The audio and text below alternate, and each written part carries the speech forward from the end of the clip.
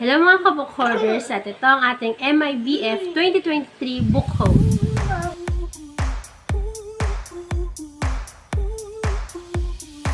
Yan, so kailangan natin tawagin itong batang makulit na to. Bali, nakita niyo siya.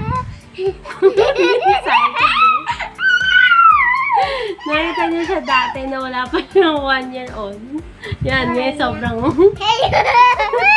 sobrang kulit na niya. Ayan. So, halika na. Come here. Okay. Ayan. So, introduce yourself. Hi. Hello. Hi. Ay. Hello, guys.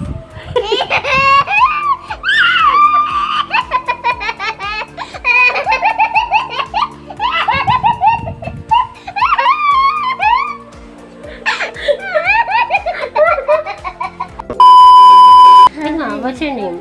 I'm Etso. How old are you? 1 and 3 years old. You show 3 years old. 3 years old. Ayan. So, ang laki na po niya. At sobrang likot. Hindi ka ako makakapag-record ba ito? Ang kulit eh. O, dahil na mag-record tayo ng book. You say bye. Bye. Oh, bye guys. Bye, guys. First booth na pinuntahan po namin is fully booked. And sad to say, kahit may budget, hindi ako kumuha kasi medyo pricey nga yung mga books nila kahit naka 20% off. And if I'm not mistaken, parang halos may 20% off din lagi eh, pag sa either sa Shopee or sa website nila, kaya nagkaka-discount sila. So, kung ako ang tatanungin, mas gusto kong pumunta dun sa nila, sa BGC ba yun, na branch. Kasi doon ako may nakita mga naka-sale na mga gusto kong books. Yan, mga nakita niyo sa likod. Mostly kasi yan nakukuha ko sa Amazon. Tsaka sa Christian book yan. Kasi nga nagsisell ako ng mga books din. Then bumibili ako doon.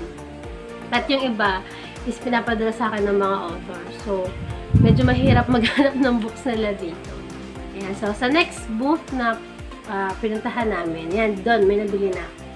So, bago natin pakita yung mga books na binili ko doon, nanalo kasi ako sa parang contest na,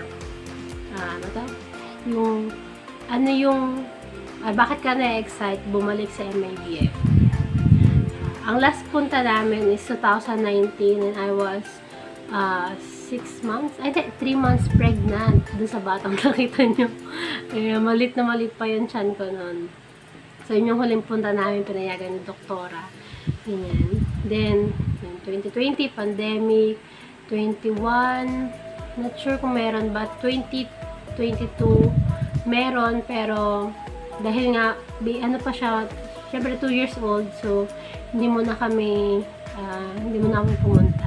Pero ngayon, dahil na siya, kaya na niya at excited siya sa mga ganun klase, tulad nung, gusto niya ng mga books. So, yan, pumunta kami. Yan. So, yun nga, excited. So, gumawa ko ng video. Kung gusto niyo pa rin panoorin, share ko lang yung link. Yan, so, nanalo nga ako. Ito yung binigay nilang, complimentary na copy. So, first copy natin is itong Chosen, No Matter Where You've Been or What You've Done by Shaina Hua. Diba? I-reflect yung ayan, cute. So, sabi ito, when being ghosted, ignored, sin-zoned, or unfollowed has become the norm, we end up questioning our worth and yearning to be seen, to be chosen. But what does it mean to be truly chosen? Ayan. So, mukhang inspirational book. No. Sa mga gusto ko ng so OMF po ito, OMF literature. Pinoy devotional, diba? Ang cute. Ay, pero hindi po ito yung copy na binigay po sa akin is yung black.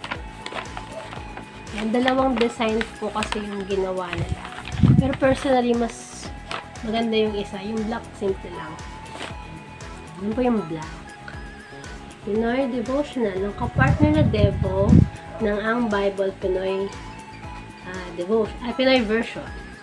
Ayan. So si Kerlin Bobadilla, Pretzi Calvario, Don Moran Castro, Jasmine Crismo, Hazel Joy Crizaldo, Ru de la Torre, Larissa Dolay, Rigel Fortaleza, Jeanette B. Galagala Nacion, Saris Hope Tamayo, Rafi Tan, Marian Erica Teredaño, at si Mars Valenzuela. Yan. So, ayun nga po, kapartner. And tingin ko okay to irigalo sa mga bago nagbabasa po ng Bible, sa mga youth. Yan. So, excited na kami mag-asama basahin. Ito yung magandang design. Yan. So, siya. Pinoy na Pinoy eh. Next is ito po, My Read, See, and Touch Bible. So, para kay ito yung nasa loob niya. May mga stories. Tapos may mga nakahawak-hawakan. Kasi nga, see and touch siya. Na book. So, great lalo sa mga, babies. Next. Ito sa mga bagong books nila. Itong Noodle Hair. Yan. Binasa namin to kanina. At siya tuwan-tuwa siya kasi spaghetti. Yung mga nakita niya dito. Ayan. So ito, Noodle Hair. Story by Giancarla Aritao. And then illustrations by Fran Alvarez. Tapos, story concept by Hannah Alexa Aritao. Sana tama yung bigkas kong pangalan. Hiyas din po. Ayan. So, next natin ay yung mga pinamili na namin. So, sa mga parents ko pala na gustong bilhin ng books ang babies nila, doon po sa parang sale pile po nila doon. Habang pagpasok nyo, doon sa may dito sa kaliwa, sa fiction section nila, tapos doon sa kabilang side lang ng table, is may mga hiyas books na worth, 25 pesos. Grabe, parang gusto ko kunin lahat. Diba, lahat ng version ng, makikita ko. Pero, yun nga, namili lang kami ng ilan ba?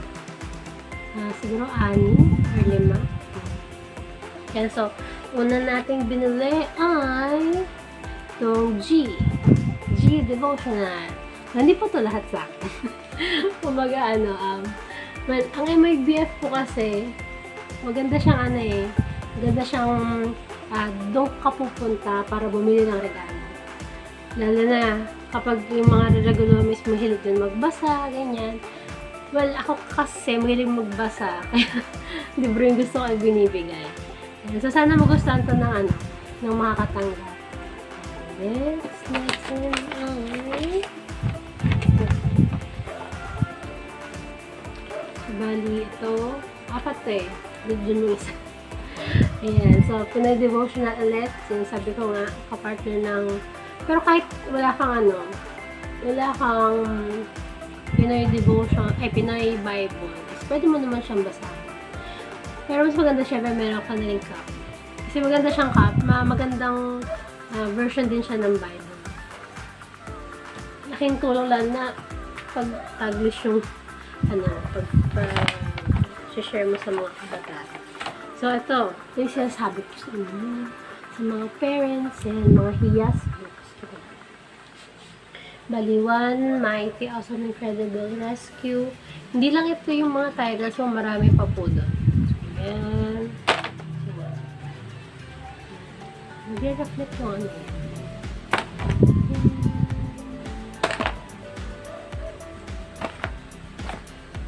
pwede na ako mag-live selling. The joke. Lahat po yan kay Enzo. Dahil gusto niya laging nagre-read ng story. So, habang bata pa lang, simulan niya na po sila na maging mahilig din sa pagbabasa. Hindi po dahil para maging magkasos din sila, pero para mas gumana yung imagination nila at hindi sila lagi nakatutok sa screen. Yan. Next natin, ayan, so, diba sabi ko nga, doon sa may fiction na section, is may mga, 95 pesos and below na books. So, may nakita akong paperback. Marami actually akong book. Yes.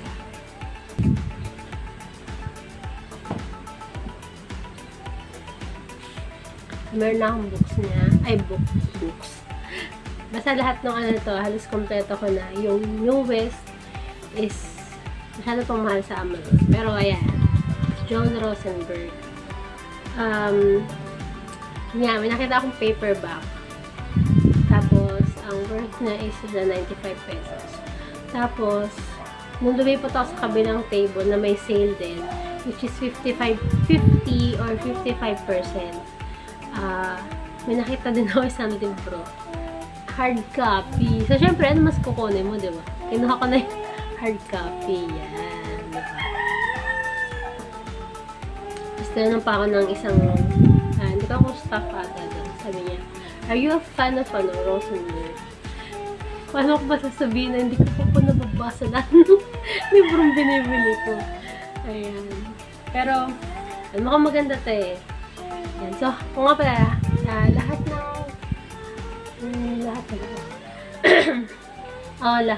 lahat ng nandito, dito hanggang doon sa taas, kalmang taas na.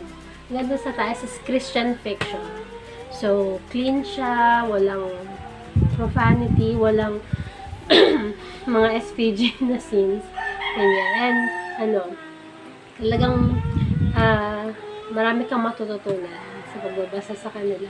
Hindi lang sa non-fiction. So, ito yung isa. Sabi ko, ito? Tama ba? Ewan kung tama. Because, sorry. The Auschwitz Escape. Yan. The Joel C. Rosenberg. So, ang original price niya ay 200 pesos. Yan. So, 55%. Dinero ko siyang, 95 mo na.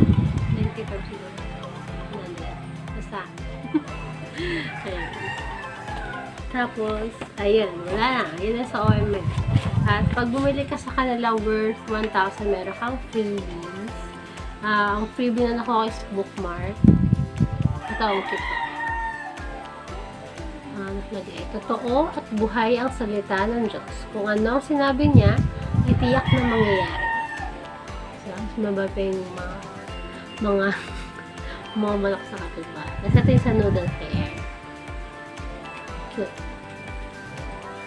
Okay, next. Suot muna tayo pang halawin dahil medyo mas malinaw ang makikita ko. Okay, next po natin ay ano sa natin punta? So, natin puntahan ay CSA.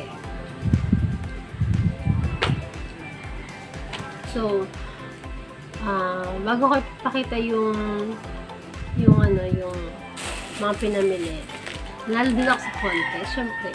Yan. Kailangan pag nalalapit na MIDF, i-follow nyo lahat ng publishers or bookstores, basta kung sino yung mga pupunta dun sa MIDF, para alam nyo pag nagkaroon sila ng contest. Yan. So, syempre, sali tayo para mas makatipid. So, nanalo po ako ng t-shirt. Diba? Ang cute. Actually, tinanong ko sila. Sabi ko, may pagpipilian po bang design sa t-shirt? Kasi may nagustuhan akong gustuhang nakasulat. Either yung bibliophile or ito. Sabi nila, surprise na lang daw. Buti nga ito binigay sa akin. Ang cute niya, purple. All I need in this life is coffee, books, and a whole lot of cheese. Diba? Actually, dati, ayoko ng coffee. Natutulong ako, nagtrabaho na ako sa law office. Kaya, and thank you po CSM sa aking malaking shirt. May papalit na ako dito sa aking aking laging shirt pag sa vlog. So, ano mas lagay dyan? Librong binili. Nadami. At librong binasa. Wala. Pero nagbabasa naman po ako. Mas marami lang po talaga yung dumadagdag kasi sa nababasa. So, ito po ang mga binili natin sa CSM. Yan. So, pag may gusto po kayong tanongin, approach nyo lang po yung mga staff doon. And sobrang friendly po nila. No, nag-okay pa. Ayan. So, first book. Ay, tan! Is God Anti-Gay. So, bakit nga ba siya nakuha? Actually, nakot niya yung attention ko. Kasi, well, alam ko naman yung sagot. Diba? Yung sagot dito sa tanong na to. But, I think mas makaka-help din to pag mag-share tayo sa ibang mga tao. Para kasi kahit well-meaning or parang mula sa puso mo yung sasabihin mo, ma-judge ka kagad na isa kang judger. Parang gano'n. So, sana na akong mabasa siya at ma-share din. And so, na-share ko rin po ito sa isa kong vlog na for worth 100 pesos, meron ka ng 2 mini books. Ayan. So, bumili kami na. Ayan. So, ito po yung una is teach the church to make disciples. Clear, effective, and life-changing principles to disciple-making. Jason Richard Tan. Kaya ako, dati po alam, mahilig ako magbasa ng mga discipleship books and ina-apply ko din siya kapag nag-disciple lalo sa mga youths. So, ngayon, syempre, nag-disciple pa rin tayo, pero ang hinahandle na natin is mga young couples. So, new season siya ng pag-disciple namin mag-asawa. At yun nga, meron pa kaming baby na din-disciple din namin. So, tingin ko magandang book siya para additional information and ma-apply din syempre. Huwag yung basta nagbabasa ka lang, diba? Dapat ina-apply mo sa buhay mo. So, isa yan. So, dapat may 6 ka, diba? So, yan. 5. Pangregalo din po yun. Kaya ganyang kadami. So, call to excel. Developing a passion for excellence in your workplace. So, maganda siyang pangregalo sa mga young pro. Yan. So, hindi ko sure kung young pro lang or hanggang sa pag matatanda. Yan. Sino nagsulat? Si Rene Resurrection. Forward by B.J. Sebastian. Okay, so next natin is VeggieTales. Sa daming VeggieTales doon na iba-ibang design. Pero ito yung kinuha ko since ipangregalo ko dun sa inaanak ko. So, inaanak ko nakikinig ka, ay nanonood ka. Ayan. Isa yun sa mga gift ko sa'yo. May nag-gifted kasi na to kay Enzo eh. Pero dahil hindi pa niya masyadong siyempre, toddler pa lang. Mga picture-picture book muna. Ayan. So, kaya nakatabi mo na yung ganito na. VeggieTales. Next nasa pala dito sa CS. So, syempre, kung kami ay nagdi-disciple, may nagdi-disciple din sa amin. At meron kaming syempre mga kasama doon sa discipleship group. Kaya isa to sa magandang gift dahil mga couples na nga lahat kami doon. So, just yes. 52 devotions for married couples para sa pagsasamang panghabang buhay by Anthony John O. Munar, tama ba? And Marlene Legaspi Munar. Ayan, dami siya. Kaya nga pag may mga regaluhan ka lalo sa Pasko. Ayan, sobrang sulit po talaga mamili. Lalo sa CSM, this is worth lang 100 pesos kasi new release. So 100 pesos lang siya. Yan sa sobrang sulit na.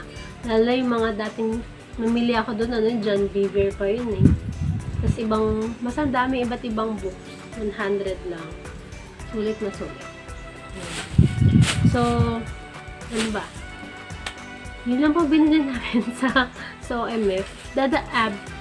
Bibili pa sana ako sa Adarna dahil naka 20% off sila.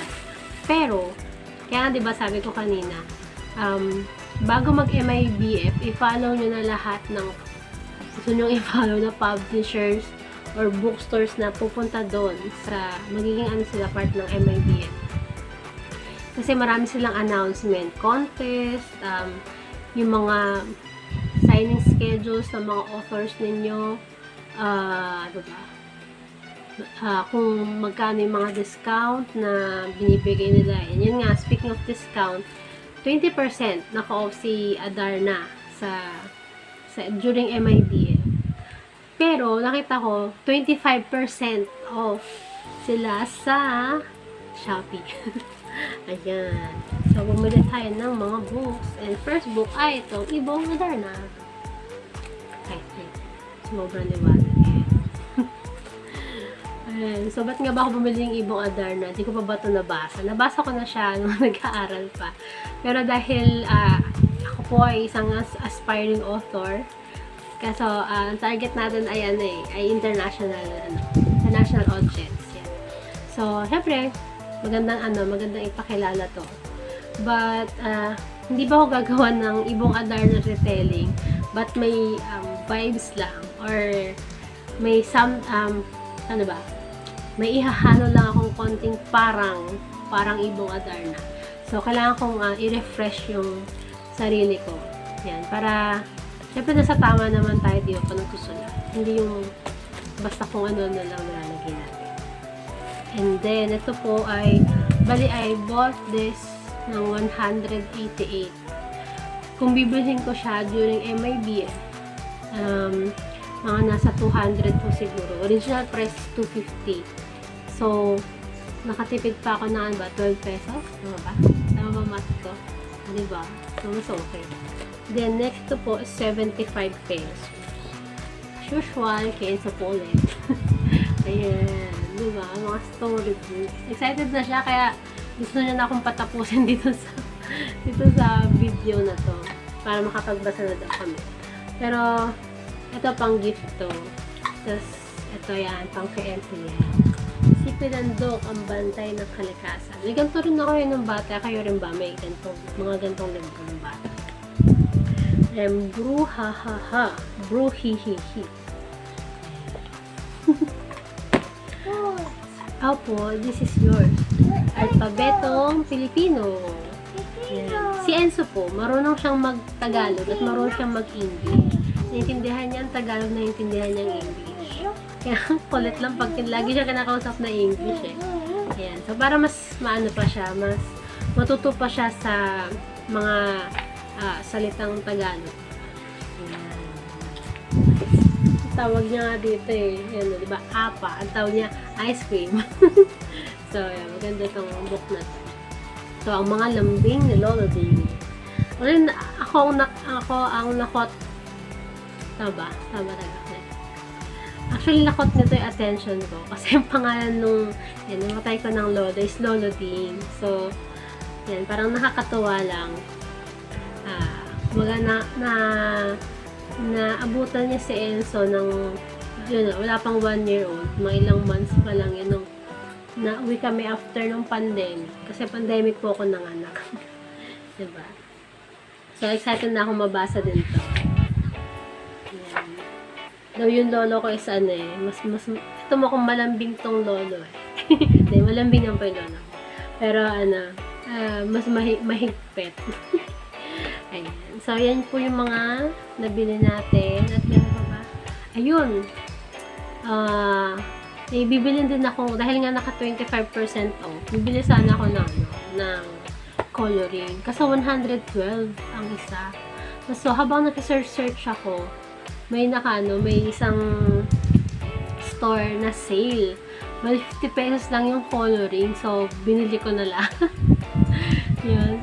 Wala pa. Hindi pa siya nasi-ship out. Tapos, ang malayo pa yung seller. So, waiting pa.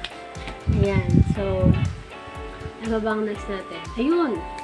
Ang next natin ay giveaway. Diyan ko ito yung inabangan ng kung sino man pong manonood ng ating vlog. So, nag-unhome. Liwanag na naman. Akong liwanag.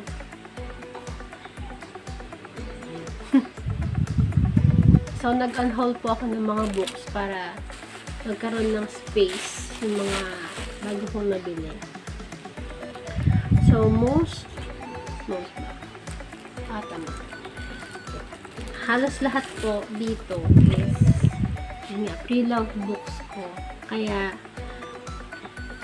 minsan may mga ano siya, may faxing ng konti lang. Kasi maingat naman po ko sa libro.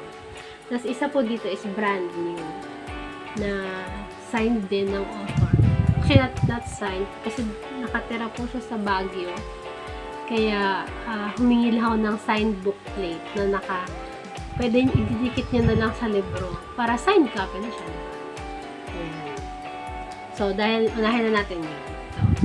The Woman in the Wilderness. So, devotion siya, 40-day devotional journey by Joanna Alonso. Ang meron ako nito is yung ito na natin. Yan, The Warrior Bride. Ito yung sa akin. Then, bumili din ako for giveaway. Ito yung for giveaway, hindi po ito. Ayan, signed copy siya from the author. Thank you po, Miss Joanna. Ako po bumili nito, baka isipin nyo, manghihingi tayo. Ayan, support local. So, ayan, one winner for this book. Next, ito naman. Ito po, one winner for this book din. Ito po ay ang AD Chronicles by Bodhi and Brock Towin. Towin ba yung basta? Ayan, so one winner for this book.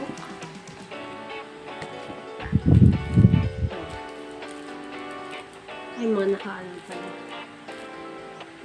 Ayan. Ito kay Terry Blackstock, Cape Refuge. Ayan. May nakaharang kasi. Pre-love din siya, pero maayos pa yung copy. Then next, itong The Prayer Box. Naisip ko nga itong mga itong mga plastic. Tumalta ko siyang bago. Then The Prayer Box by Lisa Wingate. One winner po for this. And last one, itong Madman by Tracy Groot. May nakaano eh.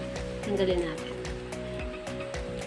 So, one winner din po. Bali, 1, 2, 3, 4, 5. So, pipili po tayo ng 5 winners dito sa ating giveaway. May bata nag-abot ng pagkain. Thank you po for watching, and sa rules po ng ating giveaway is number 1, dapat naka-heart ka sa post na to, itong post na to, at share mo publicly, dapat naka-public tong share na, itong post na to sa newsfeed mo. Yan, then number 2, dapat naka-follow ka po sa Bookstruck PH, sa Facebook at sa IG. Lalagay ko po sa description yung mga links para easy to click na lang and follow. Ayan. Tapos, after doing those 2 is comment done and mag-mention ka ng 3 friends mo na mahilig din magbasa, tingin mo magugustuhan yung mga books na nabanggit ko or kung ano man. Yan. 3 friends lang po, walang ano. Yan. So, yun lang. Doon po sa sa comment ninyo is gumawa po kayo ng thread and screenshot nyo na lang na nakapag-like ba kayo, nakapag-follow ba kayo, yun. So, thank you so much po ulit sa panonood, and i-announce ko ang winner siguro kailan ba? Next week. Next week. So, i-announce ko po ang winner siguro before mag-end ng September. Ayan, dahil medyo madami-dami itong mga books. So, yun lamang po, and thank you so much. Bye! And so, you say bye. So, bye guys. Kami bye guys. Bye, guys. Tungot na. Mama. Mama. Bye! Bye.